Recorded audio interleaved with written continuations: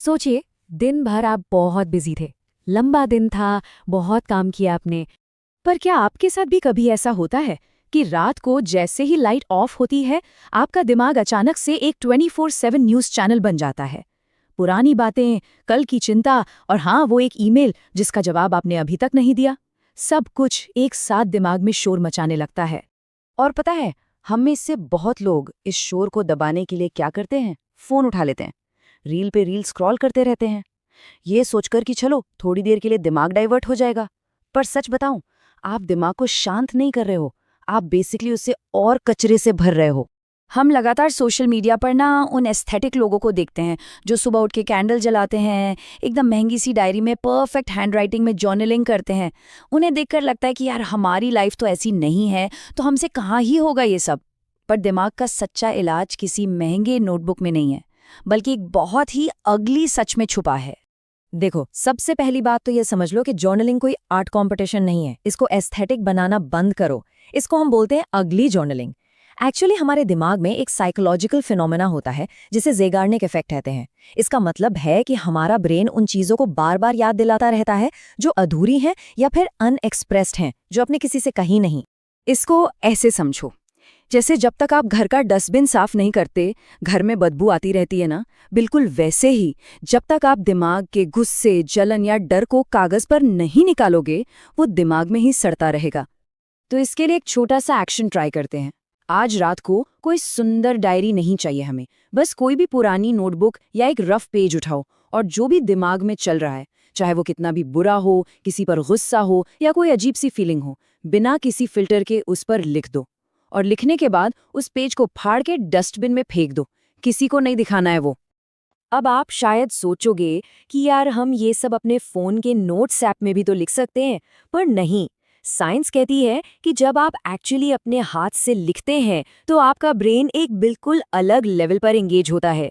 Keyboard पर आप बिना सोचे बहुत तेजी से टाइप कर सकते हो, पर पेन की रफ्तार ना आपके दिमाग को स्लो डाउन करती है।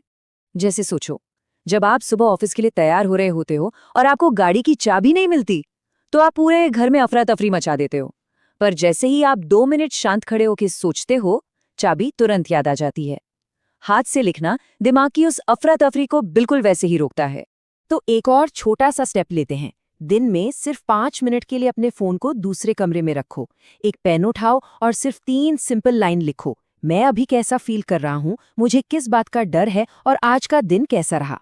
और तीसरी सबसे इंपॉर्टेंट बात, कागज पर लिखी हुई बातें ना आपको सच दिखाती हैं। जब तक कोई प्रॉब्लम सिर्फ दिमाग में होती है, वो एक भूत जैसी लगती है, एकदम बड़ी और डरावनी। पर जैसे ही आप उसे कागज पर उतार देते हो, वो भूत अचानक से एक छोटी सी प्रॉब्लम बन जाता है जिसे आसानी से सॉल्व किया जा सकता है। जैसे मान लो आपको लग रहा है कि यार मेरी तो लाइफ ही खराब चल रही है, पर जब आप ध्यान से लिखने बैठेंगे तो आपको रियलाइज होगा कि लाइफ खराब नहीं है, बस बॉस ने जो सुबह कुछ बोला था ना, सिर्फ उस वजह से आपका मूड खराब है। देखा, प्रॉब्लम अचानक से कितनी छोटी हो गई ना। तो जब भी आपको बहुत ज्यादा ओवर थिंकिंग हो रही हो, एक पेज पर 2 कॉलम्स बनाओ। एक तरफ लिखो what is in my control, यानी वो चीजें जो मैं बदल सकता हूं, और दूसरी तरफ लिखो what is not in my control, जो मेरे कंट्रोल में नहीं है। उसे देखकर बस एक लंबी सांस लो और छोड़ दो।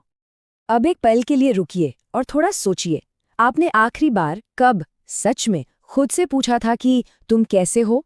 बिना किसी टारगेट के, बिना किसी सोशल मीडिया पोस्ट के, सिर्फ और सिर्फ खुद के लिए। देखो, जर्नलिंग किसी और को इम्प्रेस करने के लिए बिल्कुल नहीं है। ये खुद से दोस्ती करने का एक बहुत खूबसूरत जरिया है। अपने दिमाग के उस शोर को शांति में बदलने का ये सबसे सस्ता और सबसे असरदार तरीका है। तो अगली बार जब भी दिमाग थोड़ा भारी लगे ना, तो कोई स्क्रीन मत खोलना, एक कागज खोलना। अगर आपको भी रात को शांति से सोने में थोड़ी मुश्किल होती है, तो आज सच में सिर्फ 2 मिनट के लिए अगली जर्नलिंग ट्राई करके देखना।